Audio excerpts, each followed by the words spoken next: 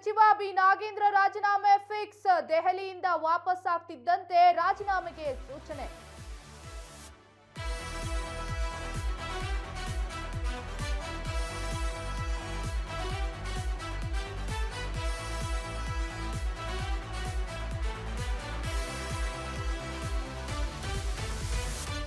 ದೆಹಲಿಯಲ್ಲಿ ರಾಹುಲ್ ಗಾಂಧಿ ಹಾಗೂ ಸುರ್ಜೇವಾಲಾ ಜೊತೆ ಡಿಕೆಶಿ ಮಹತ್ವದ ಚರ್ಚೆಯನ್ನ ಮಾಡಿದ್ದಾರೆ.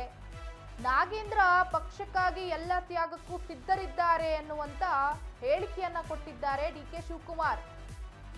ರಾಹುಲ್ ಗಾಂಧಿಯನ್ನ ಭೇಟಿಯಾದ ನಂತರ ಮಾಧ್ಯಮಗಳಿಗೆ ಹೇಳಿಕೆಯನ್ನ ಕೊಟ್ಟಿದ್ದಾರೆ ಡಿಕೆ ಶಿವಕುಮಾರ್. ಹಾಗಾದ್ರೆ ಇವರ ಈ ಮಾತಿನ ಅರ್ಥ ನಾಗೇಂದ್ರ ಅವರು ರಾಜೀನಾಮೆ ಕೊಡ್ತಾರೆ ಅನ್ನುವಂತ ಸುಳಿವ ಅಂತ. ಇನ್ನೇನು ಬೆಂಗಳೂರಿಗೆ ಬಂದ ನಂತರ ಡಿಕೆಶಿ ಇದೆಲ್ಲವನ್ನ ಡಿಸೈಡ್ ಮಾಡಿ ಏನು ಚರ್ಚೆ ಮಾಡಿದ್ದಾರೆ ಅದಕ್ಕೊಂದು ಇತ್ಯರ್ಥ ತೀರ್ಮಾನವನ್ನ ಕೊಡ್ತಾರೆ. ಸಚಿವ ನಾಗೇಂದ್ರ ರಾಜೀನಾಮೆಯನ್ನ ಕೊಡ್ತಾರಾ? ಒಂದು ವೇಳೆ ರಾಜೀನಾಮೆಯನ್ನ ಕೊಟ್ರೆ ಆ ಸ್ಥಾನಕ್ಕೆ ಯಾರಾಗ್ತಾರೆ ಸಚಿವರು? ಹಾಗಿದ್ರೆ ಎಲ್ಲ ಪ್ರಶ್ನೆಗಳು ಕಾಡುತ್ತೆ ಈಗ. ಯಾಕಂದ್ರೆ ಮಹಿಳಾ ಕೋಟಾ ಕೂಡ ಭರ್ತಿ ಆಗಬೇಕು. ಇನ್ನು ಕೆಲವರು ಅಸಮಾಧಾನಿತ ಶಾಸಕರೇನಿದ್ದಾರೆ ಅವರಿಗೂ ಕೂಡ ಸಚಿವ ಸ್ಥಾನ ಸಿಗಬೇಕು. ಈ ಎಲ್ಲವನ್ನ ಬ್ಯಾಲೆನ್ಸ್ ಮಾಡೋದಕ್ಕೆ ಡಿಕೆ ಶಿವಕುಮಾರ್ ಹರಸಾಹಸ ಪಡ್ತಾನೆ ಇದ್ದಾರೆ ಅವತ್ತಿಂದ. ಈಗ ಹೈಕಮಾಂಡ್ ಭೇಟಿ ಮಾಡಿ ಬಂದಿರೋದ್ರಿಂದ ಒಂದು ವೇಳೆ ನಾಗೇಂದ್ರ ರಾಜೀನಾಮೆಯನ್ನ ಕೊಟ್ರೆ ಅಲ್ಲಿನ ಶಾಸಕರಾಗಿರುವಂತ ಅನ್ನಪೂರ್ಣ ತುಕಾರಾಮ್ಗೆ ಹೆಚ್ಚಿನ ಸಾಧ್ಯತೆ ಇದೆ. ಯಾಕೆ ಅಂದ್ರೆ ಒಂದು ಮಹಿಳಾ ಕೋಟಾನು ಭರ್ತಿ ಆಗತ್ತೆ, ಜೊತೆಗೆ ಬಳ್ಳಾರಿಯ ಶಾಸಕರಿಗೂ ಇದು ಸಿಕ್ಕ ಹಾಗೆ ಆಗತ್ತೆ. ಇಬ್ರು ಕೂಡ ಬಳ್ಳಾರಿ ಶಾಸಕರಾಗಿರೋದ್ರಿಂದ ಅವರಿಗೂ ಸಿಕ್ಕಂಗಾಗತ್ತೆ, ಮಹಿಳಾ ಕೋಟಾನು ಭರ್ತಿ ಆದಂಗಾಗತ್ತೆ ಅನ್ನುವಂಥ ಕಾರಣಕ್ಕೆ ಅನ್ನಪೂರ್ಣ ತುಕಾರಾಮ್ಗೆ ಸಿಗಬಹುದಾ ಅನ್ನುವಂಥ ಒಂದು ಕುತೂಹಲ ಪ್ರಶ್ನೆ ಕಾಡ್ತಿದೆ.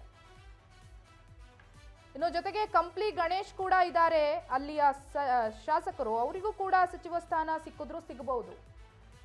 ಕಾದು ನೋಡ್ಬೇಕಿದೆ ಯಾರಿಗೆ ಸಚಿವ ಸ್ಥಾನ. ಒಂದು ವೇಳೆ ಪಿ ನಾಗೇಂದ್ರ ರಾಜೀನಾಮೆಯನ್ನ ಕೊಟ್ರೆ ಬೇರೆ ಇನ್ಯಾರಿಗೆ ಸಿಗಬಹುದು, ಅದಲ್ಲದೇನೆ ಬೇರೆ ಯಾವ ಒಂದು ಇಲಾಖೆಗೆ ಇನ್ಯಾರನ್ನ ನೇಮಕ ಮಾಡ್ಕೋಬೇಕು ಸಚಿವ ಸ್ಥಾನಕ್ಕೆ ಅನ್ನೋದನ್ನ ಚರ್ಚೆ ಮಾಡಿರ್ಬೋದು ಅನ್ನೋದನ್ನ ಕಾದು ನೋಡ್ಬೇಕಿದೆ.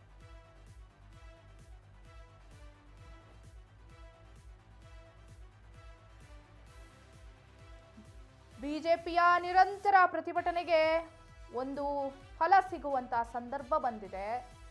ಬಹುಶಃ ಬಿ ನಾಗೇಂದ್ರ ಸಚಿವ ಸ್ಥಾನಕ್ಕೆ ರಾಜೀನಾಮೆಯನ್ನ ಕೊಡಬಹುದು.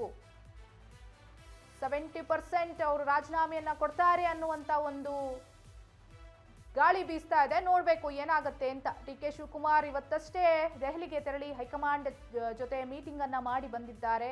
ಅಲ್ಲಿ ಹಲವಾರು ವಿಚಾರಗಳ ಬಗ್ಗೆ ಚರ್ಚೆಯನ್ನ ಮಾಡಿದ್ದಾರೆ. ಅದರಲ್ಲಿ ಬಹುಮುಖ್ಯವಾದದ್ದು ನಾಗೇಂದ್ರ ಅವರ ರಾಜೀನಾಮೆ ಬಗ್ಗೆ. ಕಾದು ನೋಡ್ಬೇಕಿದೆ ಸಚಿವ ನಾಗೇಂದ್ರ ರಾಜೀನಾಮೆಯನ್ನ ಕೊಡ್ತಾರಾ ಏನು ಅನ್ನುವಂಥದ್ದು.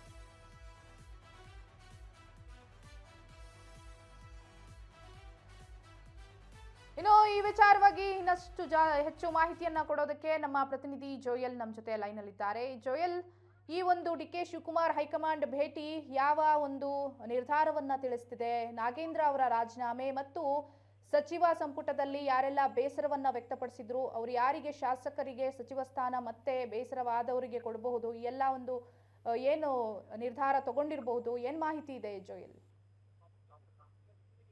ರಾಶಿಕಾ, ಈಗಾಗಲೇ ಏನು ವಾಲ್ಮೀಕಿ ಅಭಿವೃದ್ಧಿ ನಿಗಮದಲ್ಲಿ ಕೋಟ್ಯಾಂತರ ರೂಪಾಯಿ ದುರುಪಯೋಗ ಆರೋಪವನ್ನ ಎದುರಿಸ್ತಾ ಇರುವಂತಹ ಸಚಿವರಾಗಿರುವಂತಹ ಪಿ ನಾಗೇಂದ್ರ ಅವರ ರಾಜೀನಾಮೆಗಾಗಿ ಪ್ರತಿಪಕ್ಷಗಳು ಏನೋ ಒಂದು ಪಟ್ಟು ಹಿಡಿದಿರುವಂತದ್ದು. ಈ ನಿಟ್ಟಿನಲ್ಲಿ ಯಾವುದೇ ಕ್ಷಣದಲ್ಲೂ ಕೂಡ ನಾಗೇಂದ್ರ ಅವರ ರಾಜೀನಾಮೆ ಆಗ್ಬಹುದು. ಕಾರಣ ಏನು ಅಂತಂದ್ರೆ, ಇವತ್ತು ಸಿಎಂ ಡಿಕೆ ಶಿವಕುಮಾರ್ ಅವರು ದೆಹಲಿಗೆ ತೆರಳಿದ್ರು.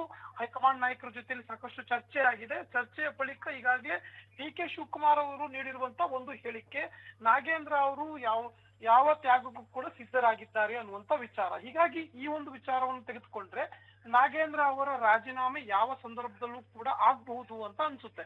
ಇವತ್ತು ಈಗಾಗಲೇ ಸಂಜನೆ ಡಿ ಕೆ ಶಿವಕುಮಾರ್ ಅವರು ದೆಹಲಿಗೆ ವಾಪಸ್ ಆಗಲಿದ್ದಾರೆ. ಆ ನಿಟ್ಟಿನಲ್ಲಿ ಇವತ್ತು ರಾತ್ರಿಯೇ ಏನು ನಾಗೇಂದ್ರ ಅವರ ರಾಜೀನಾಮೆ ವಿಚಾರ ಪ್ರಕಟವಾಗಬಹುದು ಅಥವಾ ನಾಳೆನೂ ಕೂಡ ಆಗಬಹುದು. ಒಟ್ಟಾರೆ ಏನು ಬಿಜೆಪಿ ಇಲ್ಲಿ ಒಂದು ಪಾದಯಾತ್ರೆಯನ್ನ ಕೈಗೊಳ್ಳುವಂತ ನಿರ್ಧಾರವನ್ನ ಕೈಗೊಳ್ತು, ಆ ಬಳಿಕ ಇಲ್ಲಿ ದೊಡ್ಡ ಸಂಚಲನವನ್ನೇ ಸೃಷ್ಟಿ ಆಗಿರುವಂತದ್ದು. ಏನು ಪಾದಯಾತ್ರೆಗೆ ಬ್ರೇಕ್ ಹಾಕುವಂತ ನಿಟ್ಟಿನಲ್ಲಿ ಇಲ್ಲಿ ಕಾಂಗ್ರೆಸ್ಗೆ ಆಗುವಂತಹ ಒಂದು ಡ್ಯಾಮೇಜ್ ಕಂಟ್ರೋಲ್ ಮಾಡುವಂತಹ ಒಂದು ನಿಟ್ಟಿನಲ್ಲಿ ಈಗಾಗಲೇ ಕಾಂಗ್ರೆಸ್ ಹೆಜ್ಜೆ ಹಾಕಿರುವಂತದ್ದು. ಹಾಗೆ ಇನ್ನೊಂದು ಕಡೆ ಬಿಜೆಪಿಗೆ ಆ ಒಂದು ಭಾಗದಲ್ಲಿ ಲಾಭ ಕೂಡ ಆಗಬಾರ್ದು, ಅಂದ್ರೆ ಅಲ್ಲಿ ಆಗುವಂತ ಅಡ್ವಾಂಟೇಜಸ್ ಗಳನ್ನು ತಪ್ಪಿಸಬೇಕು ಅನ್ನುವಂತ ನಿಟ್ಟಿನಲ್ಲೂ ಕೂಡ ಏನು ಈಗಾಗಲೇ ಕಾಂಗ್ರೆಸ್ ಈ ನಿರ್ಧಾರವನ್ನ ಕೈಗೊಂಡಿರಬಹುದು. ಒಟ್ಟಾರೆ ನಾಗೇಂದ್ರ ಅವರೇ ಸ್ವತಃ ತಾವು ರಾಜೀನಾಮೆ ನೀಡೋಕೆ ಸಿದ್ಧರಾಗಿರುವಂತ ಕಾರಣಕ್ಕೆ ಇದು ಸಿಎಂ ಡಿ ಕೆ ಶಿವಕುಮಾರ್ಗೆ ಇನ್ನಷ್ಟು ಸುಲಭವಾಗಿದೆ. ಈ ನಿಟ್ಟಿನಲ್ಲಿ ಈಗಾಗಲೇ ಡಿ ಕೆ ಶಿವಕುಮಾರ್ ಅವರು ಹೈಕಮಾಂಡ್ ಜೊತೆಯಲ್ಲಿ ಚರ್ಚೆ ಮಾಡಿದ ಬಳಿಕ ಈ ಒಂದು ನಿರ್ಧಾರಕ್ಕೆ ಬರ್ಬೋದು. ಹೀಗಾಗಿ ಇವತ್ತು ಬಹುತೇಕ ನಾಗೇಂದ್ರ ಅವರ ರಾಜೀನಾಮೆ ಕನ್ಫರ್ಮ್ ಆಗ್ಬೋದು. ಇವತ್ತು ತಪ್ಪಿದ್ರೆ ನಾಳೆನಾದ್ರೂ ಕೂಡ ನಾಗೇಂದ್ರ ಅವರ ರಾಜೀನಾಮೆ ಆಗುವಂತ ಸಾಧ್ಯತೆ ಇದೆ. ರಾಶಿಕಾ. ಓಕೆ ಜೋಯಲ್, ಧನ್ಯವಾದ ತಮ್ಮೆಲ್ಲ ಮಾಹಿತಿಗಾಗಿ.